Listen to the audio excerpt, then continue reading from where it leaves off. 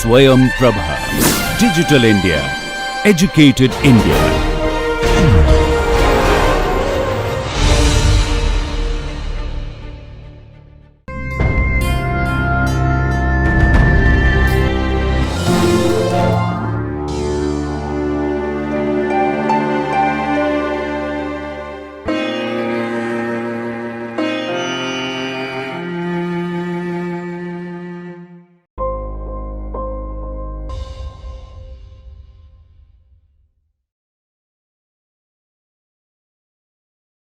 Hello all, welcome to this lecture on k nearest neighbors implementation in R. In this lecture what we are going to do is to introduce you to a case study which we use as a means to explain how to implement this KNN algorithm in R. We will start with the problem statement of the case study and we will show how to solve this case study using R. In the process, we will show how to read the data from .csv file, how to understand the data that is being loaded into the workspace of R, and how to implement this k nearest neighbors algorithm in R using this KNN function, and we will also talk about how to interpret the results that this KNN algorithm gives to us. Before we jump into the case study, let us review some key points from the previous lecture of Professor Raghu. If you remember, KNN is primarily used as a classification algorithm. It is a supervised learning algorithm. When I say a supervised learning algorithm, that means the data that is provided to you has to be labeled data, and KNN is a non-parametric method. So what we mean by this non-parametric method is that there is no extraction of the parameters of the classifiers from the data itself, and there is no explicit training phase involved in this KNN algorithm, and the KNN algorithm is a lazy learning algorithm because it won't do any computations till you ask it to do classification.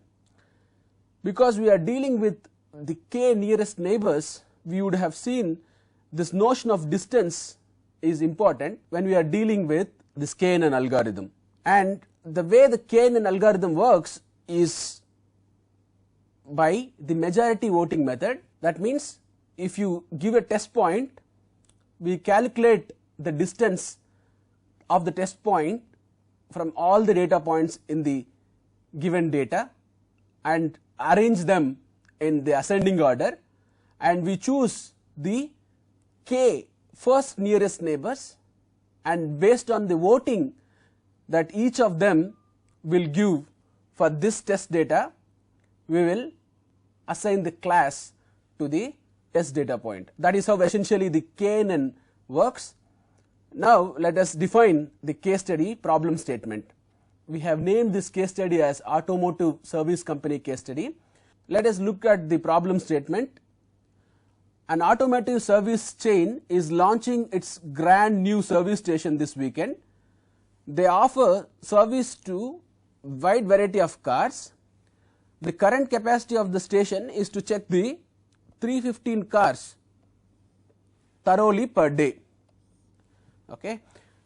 As an inaugural offer, what they have done is they claim to freely check all the cars that arrive on their launch day, and they said they will report whether they need servicing or not.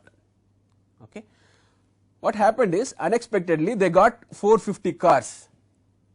Now since they have the testing facility for testing only 315 cars, they will not be able to check all the 450 cars very thoroughly, and the servicemen will not work longer than the normal working hours.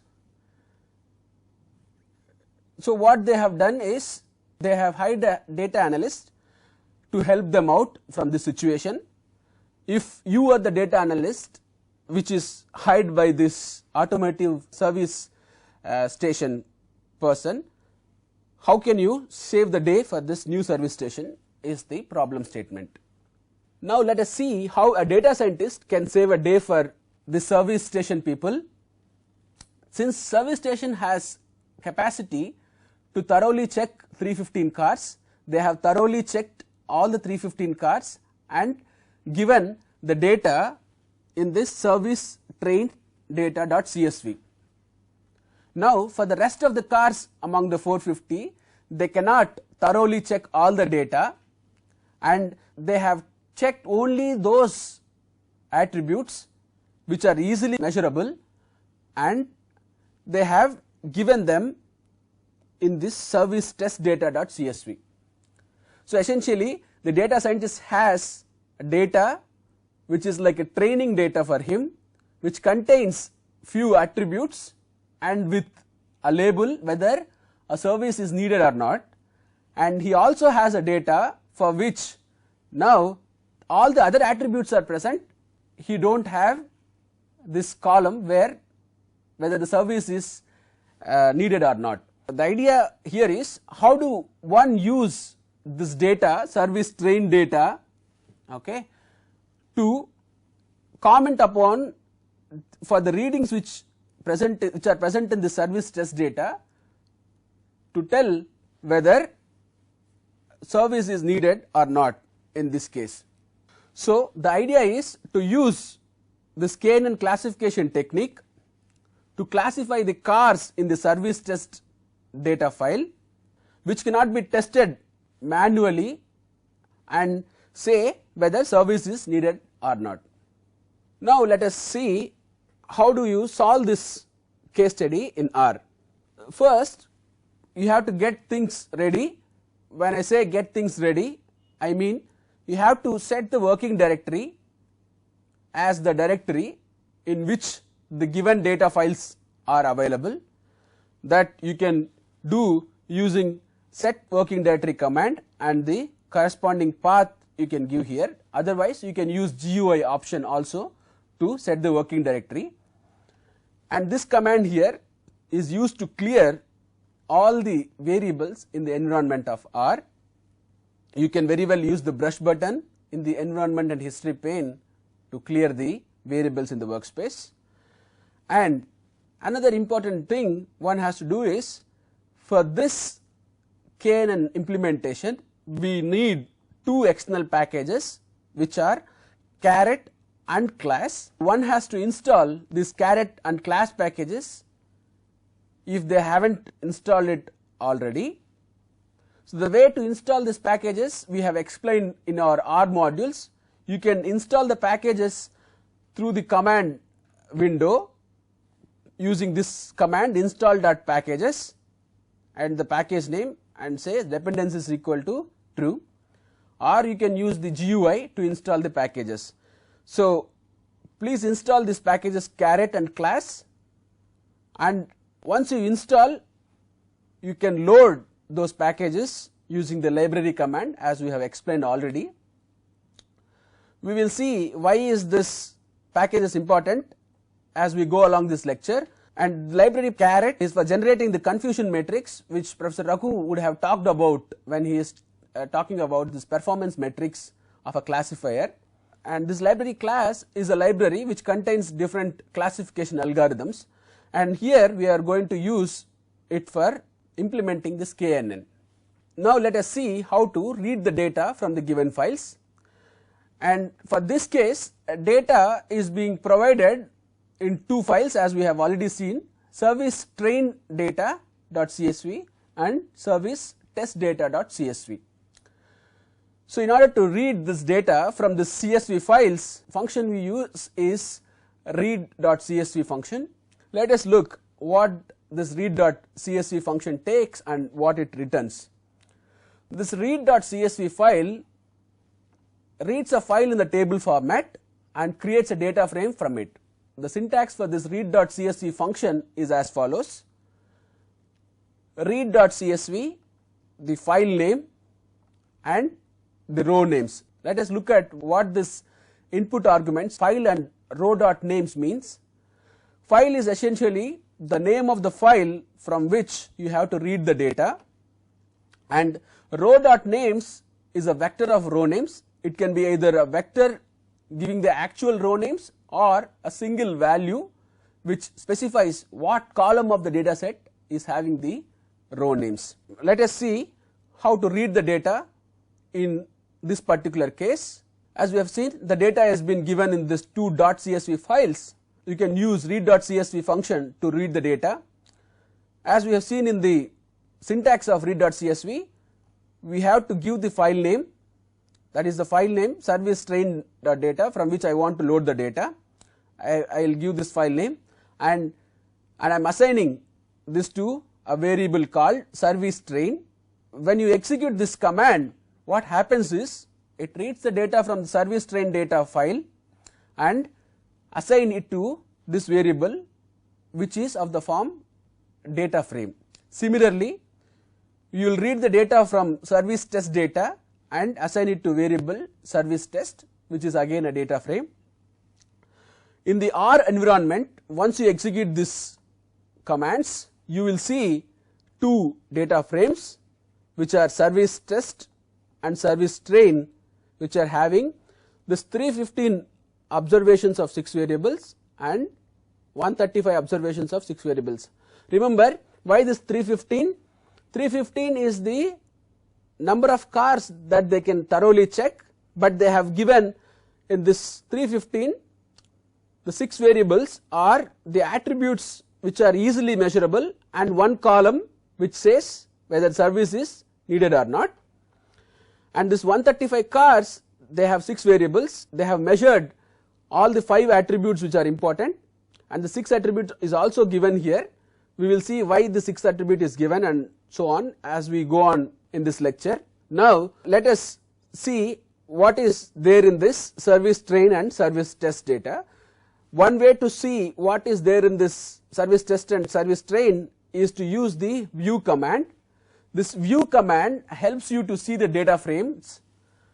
For example, if you want to see what is there in the service train data frame, what you have to do is this view service train will show a table like this in your editor environment. Now you can see that there are how many attributes? 1, 2, 3, 4, 5, 6 attributes, and if you see, these are the 5 attributes which are measured for testing whether service is needed or not, and this attribute is basically saying if service is needed or not. Similarly, you can see for the service test data set, which is shown here. For now, what we assume is we will act such a way that we do not know this column, and we will come back to this. Now if you observe here, there are 135 entries for which they have not thoroughly checked, they just measured these 6 quantities and they want to figure out whether service is needed or not using the KNN algorithm. That is the whole idea. Since you have viewed what is there in this service test and service train data sets, now is there any way to know what are the data types of these attributes that are there in this service train and service test is the next question that comes to mind. Now let us understand the data in little more detail. What we have seen till now is the service train contains 315 observations of 6 variables, service test contains 135 observations in 6 variables, and the variables that are present in the data sets are oil quality, engine performance, normal mileage, tire wear, HVAC wear and service. And as I mentioned earlier, these 5 are the attributes that tells about the condition of the car, and this attribute simply says whether service is needed or not. So that is what here. First 5 columns are the details about the car, and the last column is the label which says whether a service is needed or not. Now let us ask this question, what are the data types of each of these attributes? How one get the data types of the attributes that are there in the data? So since we have understood the data now, let us look at what is the structure of the data.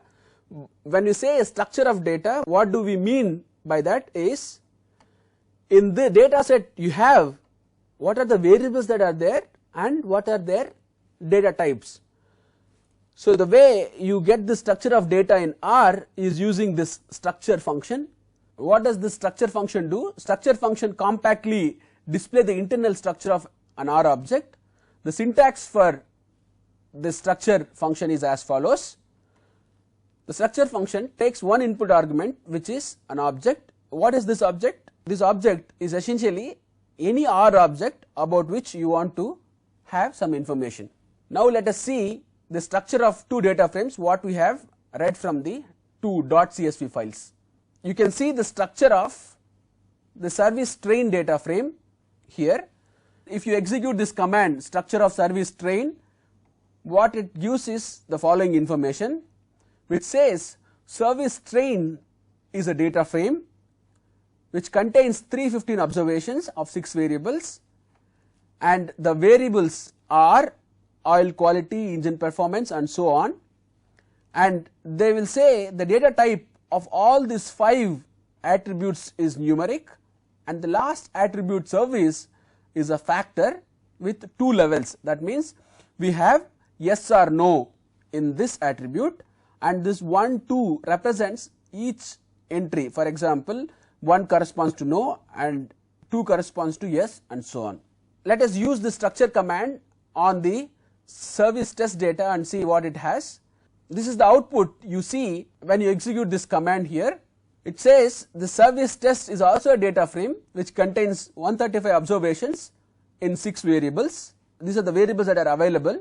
The first 5 variables are numeric type variables, and the service variable is a factor with 2 levels which contains yes or no. Since we have seen the structure of the data, let us ask this question, is there any way that I will get a summary of the data which I have read? The answer is yes, you can get. The summary of data is obtained by the summary function. Essentially what it does is it invokes particular methods depending upon the class of the argument that goes along with this summary function. For example, summary function gives a 5-point summary for numeric attributes in the data. Syntax for the summary function is as follows. The summary function takes one argument which is an object. This object is any R object about which you want to get some information.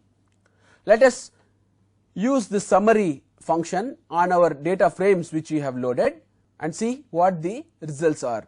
So when you execute this command summary of service train, you will get the details about all the numeric variables which is our 5-point summaries including mean, and for the service variable which is a categorical variable, it gives how many no's are there in that particular attribute and how many yes values are there in that particular attribute.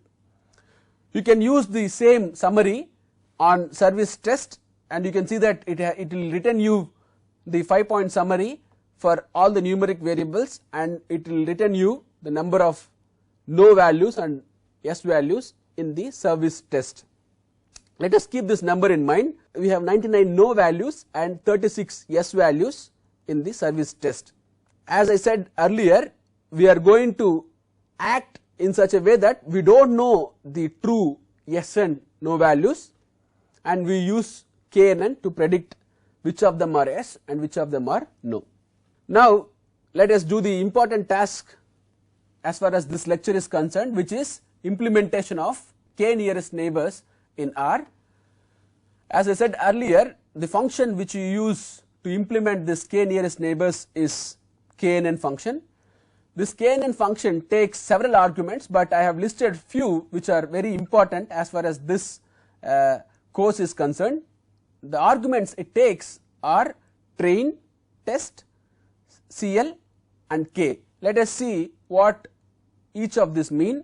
Train is essentially a matrix or a data frame of the training set cases. That means you need to give all the data. In this case, this is our service train data frame, and this test is a matrix or a data frame for the test set cases.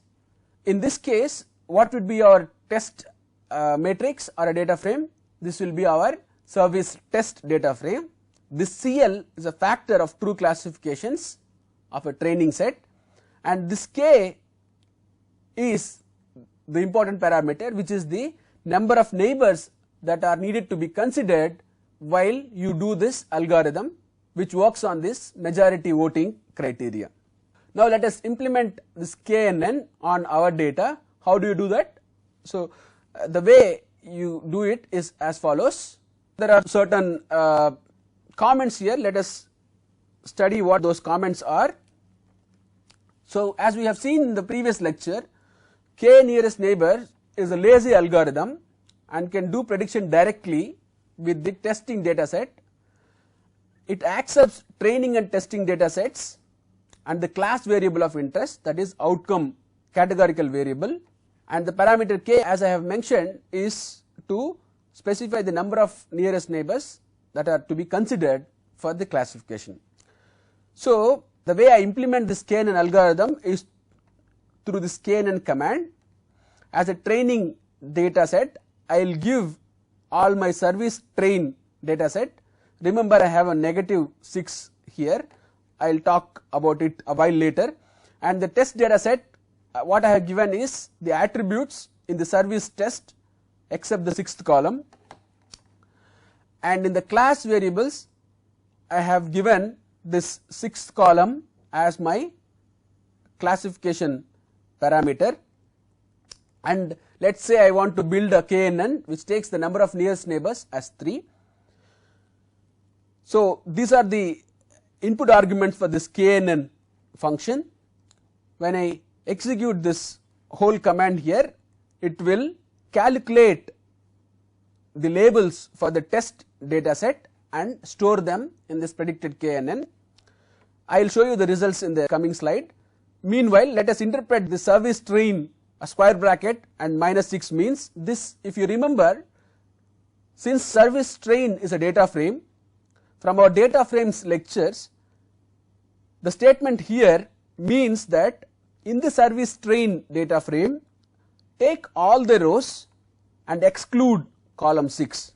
That is what it says. This command here gives information in service train except the last column. Similarly, this command here gives the information in the service test except the last column, and service train $symbol service gives the last column of the training data as a classification factor for the algorithm. Once you give all these parameters, execute this, the KNN will classify the test data points and then store the labels in this predicted KNN. Let us look at the results and what this predicted KNN contains. So as we have seen in the earlier slide, predicted KNN is the output from the algorithm, which has a categorical variable yes or no, indicating whether the service is needed or not for each case in the test data. When you print this predicted KNN, this is the output you see. It essentially says in this 135 values you have, first car no service is needed, and second car no service is needed, and for the 23rd car service is needed, and so on. So that is what this KNN algorithm does, and you have actually finished your job of classifying the test cars as whether the service is needed or not. When you do not have this luxury of knowing the true value, this is where you stop. But in our case, what happened is we already have the true values whether service is needed or not for this data set what we have. Now when you have this luxury of knowing the true classes, you can generate what is called confusion matrix and see how well your classifier is performing. So there are two ways of generating this confusion matrix. One, you can generate the confusion matrix manually. The other way is to use this caret package, which can generate confusion matrix and along with it a lot of other parameters what Professor Raghu has talked about in his performance matrix lecture. Let us see how to generate this confusion matrix manually. So this predicted KNN is the labels that is being predicted using the KNN algorithm, and when you observe this command here, this is the last column of the service test data frame which says the true labels of whether the service is needed or not. when I do the table, it generates a contingency table and it stores the result in this confusion matrix. When I print this confusion matrix, the result what I see is as follows. This is the predicted no and yes, and these are the true no and yes. Recall that we have seen in our test data, service is not needed for 99 cars and service is needed for 36 cars. This KNN has exactly predicted all of them correctly. This is what is confusion matrix, what we have seen. This is the way you generate the confusion matrix manually. Once you have this confusion matrix, you can calculate the accuracy, right? So how do you calculate the accuracy? The formula of accuracy is given in Professor Raghu's performance metrics lecture. Essentially, I am taking the diagonal elements, that is the correctly predicted values, divided by the total number of entries in the service test. When you divide that, you will get the accuracy as 99 plus 36 is 135, and the n row of service test is also 135. This command here, diag of confusion matrix, take these elements 99 and 36, and this sum command will sum them up, and when you divide that with the number of rows in the service test, that is 135 by 135, you will get the value of KNN accuracy as 1. Since this KNN is managed to predict all the no cases as correctly as no and all the yes cases correctly as yes, your accuracy is 1. This is how you generate the confusion matrix manually. Now let us see how to generate this confusion matrix using the caret package and the command confusion matrix. So the command to generate confusion matrix, which is there in this caret package, is confusion matrix, and the input arguments that you need to give are the predicted labels and the true labels. When you pass these two arguments, this is the confusion matrix that is generated. Along with confusion matrix, it will generate whole lot of other parameters. We have already calculated accuracy manually. We have seen that that is 1. You can also compare now. The confusion matrix function is also giving this accuracy as 1. Along with this confusion matrix, we will also get a lot of parameters such as sensitivity, specificity, etc. So the reason why you have sensitivity is equal to 1 and specificity equal to 1 in this case is because all the positive classes are correctly classified, all the negative classes are also correctly classified. That is the reason why you have the ideal values of 1 and 1 for the sensitivity and specificity. So and the balanced accuracy is again sensitivity plus specificity by 2, which is 2 by 2, it's 1. So this is how one can implement this KNN algorithm in R. In summary, what we have seen in this lecture is how to read the .csv files, how to use the structure and summary functions to know the data types and the summary of R objects, and how to implement this k nearest neighbors algorithm, which is a supervised learning algorithm which needs labeled data. And we have also seen how to implement this k nearest neighbors algorithm in R using this KNN function. So with this we end this tutorial session on how to implement KNN algorithm in R. In the next lecture, Professor Raghu will talk about this k-means clustering algorithm, after which I will come back with a case study on how to implement k-means clustering. Thank you.